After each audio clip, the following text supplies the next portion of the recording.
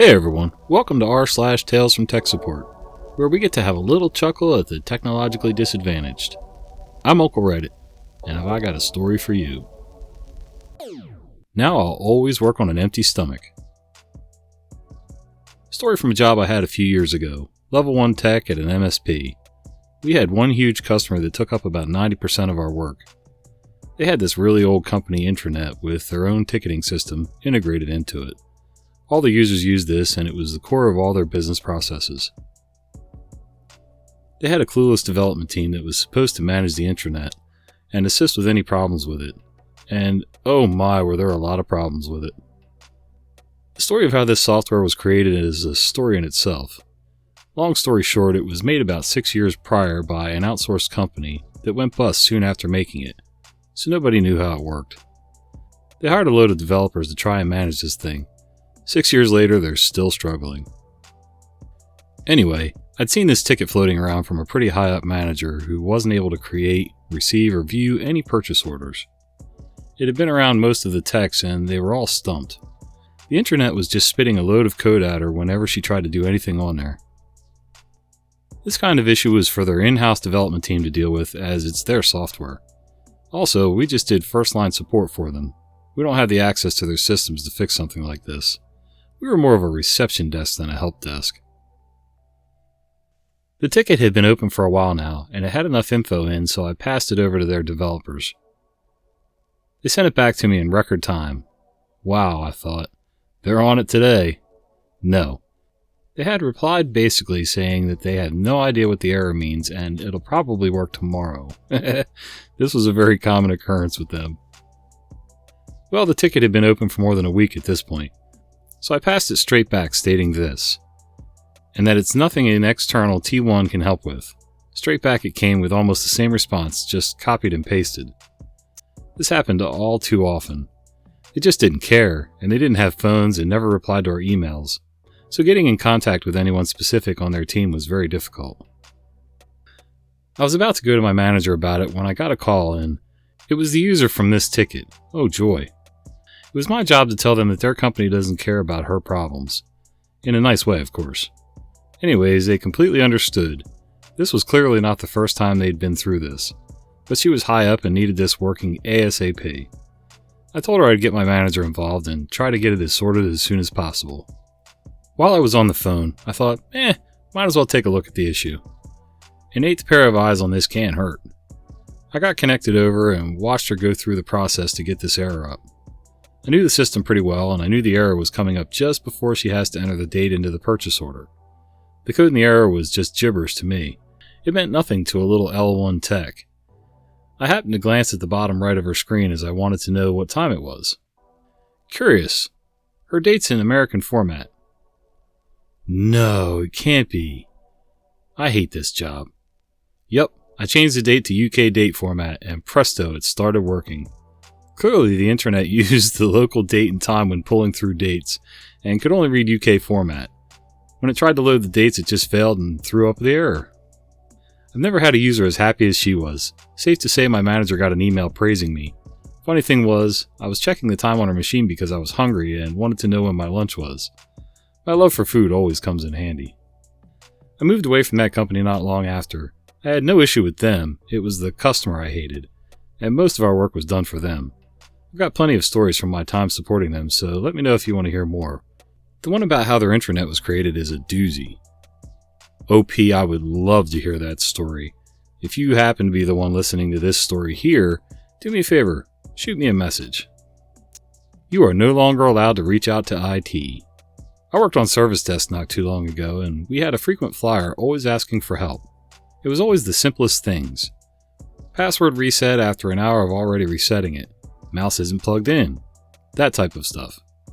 This was the last time he was allowed to come to service desk for help. The user was an entry-level employee, straight from college. It's because of him that I don't assume younger people know technology. Dang, did I just say younger people? User walks into service desk. Hey, my PC's showing a black screen. Can you come help?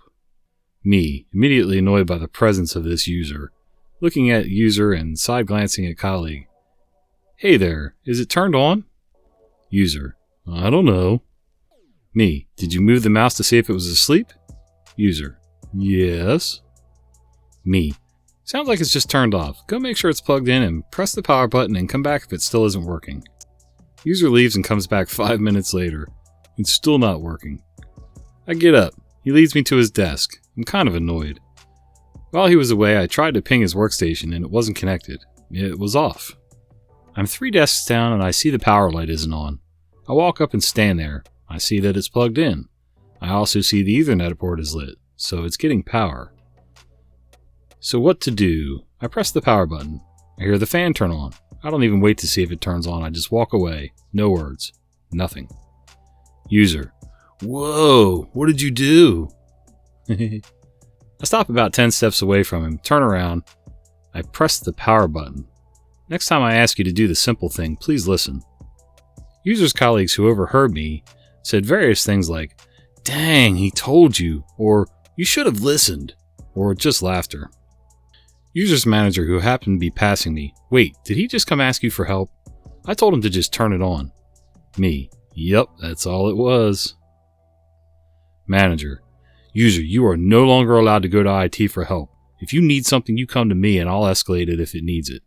You waste too much time blaming IT on your issues." Me, "Thanks." As it turns out, not only would he do walk-ins, but he'd call our line for help on the same issues he'd walk in for. He was a nuisance and was let go a few months later for underperforming. Apparently, it wasn't just us who he'd been bothering all day long.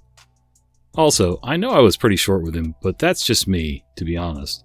If I may, I was really good at fixing issues and was always one of the top techs each month, but my customer service wasn't always great. My previous life in hospitality ruined me, so I can rarely deal with people with a smile on my face. Thankfully, I'm now in a job that I don't have to please people all day long, and now I get to be in a more proactive role away from the business. Yeah, I get it, OP. For years, I worked in different industries where I didn't have to deal with people. Give me my drawings, schematics, whatever. Tell me what you want done and then go away. I'll make it happen and call you when I'm finished. Then over the years, I had to learn to work with people. I own a retail business now, so most of the people I deal with, most of my customers are really level-headed and decent people and smart. Every once in a while, though, I still get one. Half of our phones are down. I work in a NOC, Network Operations Center, doing mostly Tier 2, sometimes Tier 1 troubleshooting. Received a call from a site. They had some power issues due to a big snowstorm. User. I got our equipment back up, but half of our phones VoIP are still down. Me. How are they connected? Do the computers connect through the phones or do they have their own cables going to the switch? User. Oh, I forgot that the media converters are powered by USB from the desktop computers. Let me check if they're turned on or off. Me. Waiting for him to check. It's always media converters. User. Yeah, we're all set. Thanks for your help. Me. No problem. Have a good night. Yeah, I could see if you don't get power outages all the time and you have a storm that knocks everything out. I could see overlooking something like that. How to lose your appeasement with this one simple trick. So this happened almost 8 years ago, but it's something I routinely bring up to new hires when training/nesting because it's highly effective. Backstory.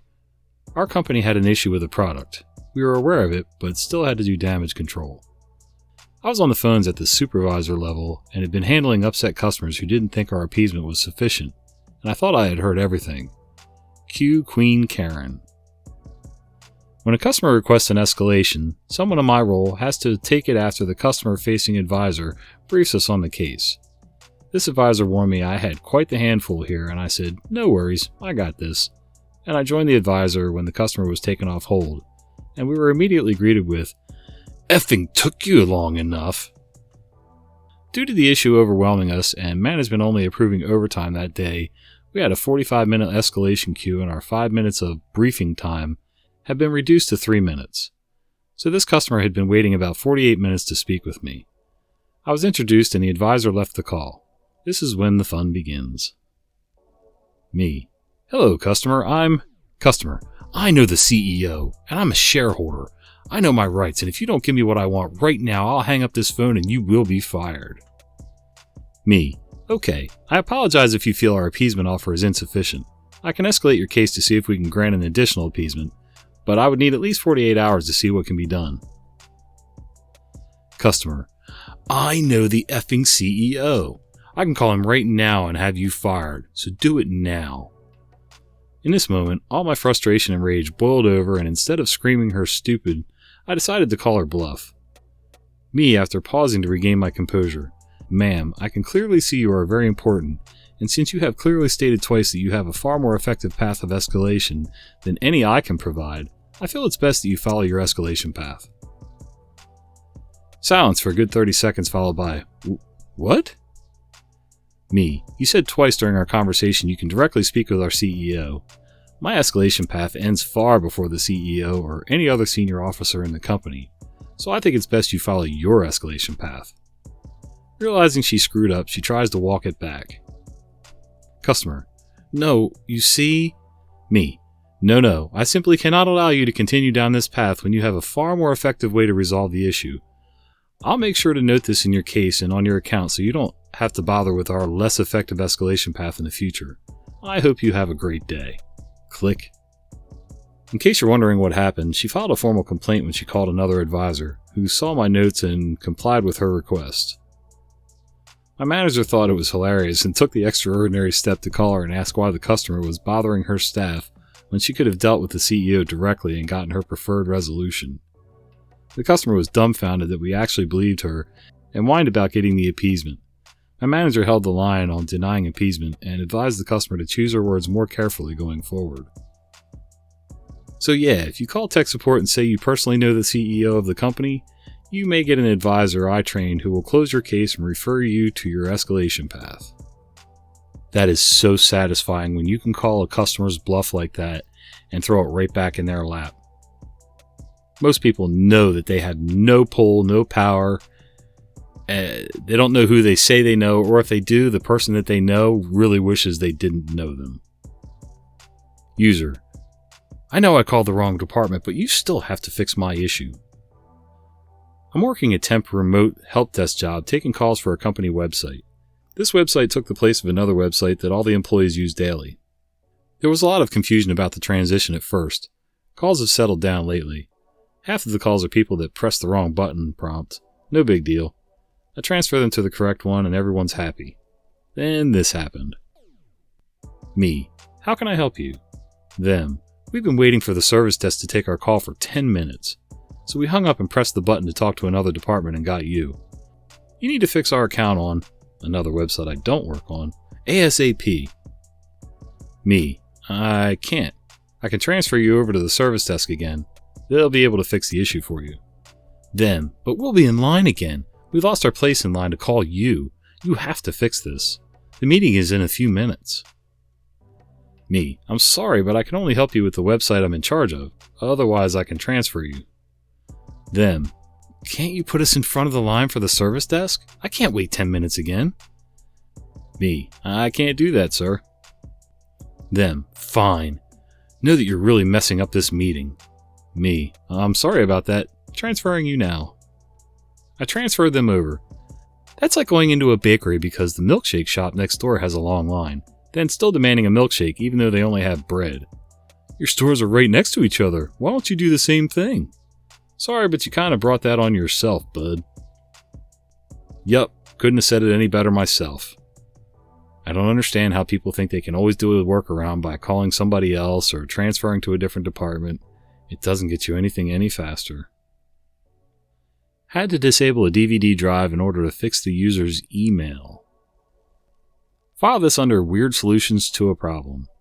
User calls and says she can't get her email, webmail, no client. I chalk it up to a weird DNS issue. Her being in the way cold Canada and our email server being in the States. Tell her to reboot and see if she can get better internet somewhere. She does. It doesn't fix the problem. I confirm our email is up and working. Okay, time to take control of her machine. I'm able to remote in, so internet connectivity works. Can't go to our web server. Can't even go to Google. Other sites do work. Bing. Ugh. WTF? Run some anti-malware programs. Nope. Reboot. Never trust the user. Nope. Look through programs and features. Huh, HP security program is installed on this? Let's get rid of that bloatware. Uninstall our errors out. Okay, now I really suspect that. Look up error.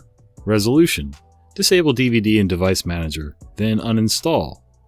What the heck?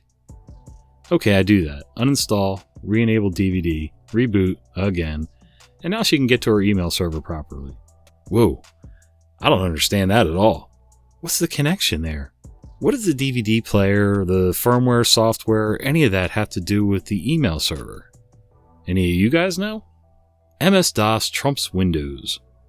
So the downside of contracting is sometimes there's a bit of a slump. This is one of those times, and the agency has been getting me to work for only 2 days a week for the last 3 weeks. So I chase up the agency for better work. JJ baby, you've got to get me a regular 5-day gig. I'm dying out here, say I. Well, I've got something, but you won't like it. Anything, I'll take it. So Monday I turn up and it's a laptop migration job. Easy work, copy the data folder from the old laptop to the new laptop, and a team of us are doing the work. 3 weeks in, and I'm bored. 4th week, and I'm on the phone. JJ, this job is killing me and I need to leave next week. I told you wouldn't like it, but please hang on for 2 more weeks. Okay, well, 2 weeks and you give the client my end date. So it's my last day and I was passing the time counting the hairs on the back of my hand when my colleague interrupts. He has finished a migration and the user isn't happy as none of his spreadsheets are working. Are all his files in there, I ask? Yes, but the macros don't work. Well then take him to tech support. And off they go. 1 hour later they're back with the news. Tech support says that he created the macro files on the D drive and the new laptop only has a C drive, so he'll need to modify all the files, and they sit down and go through the remaining checks. The user has that hung dog expression look on his face. I go back to counting the hairs on my hand, however my brain is on overdrive without me realizing it. As the user gets up, I ask to have a look, and I see he has access to the command prompt. Copy com batch file, enter the command, save, make a shortcut. Please double click the shortcut, then test your macro. It's working, let me try another. It's working! You've saved me days of work, thank you, he says with a beaming smile on his face. Another satisfied user. He's lucky that I had to stay there an extra week. As soon as I left the building, my mobile rang and it led me to landing a much better job. Luck all around, it seems. Yep, sometimes you gotta take work you really don't want to pay the bills. I get it. And quick thinking on your feet, OP. Hey guys, thanks for joining me today. If you've enjoyed this content, please consider giving us a like, subscribe to the channel, and maybe click that little bell icon so you don't miss the fat guy with the beard telling you stories. See ya!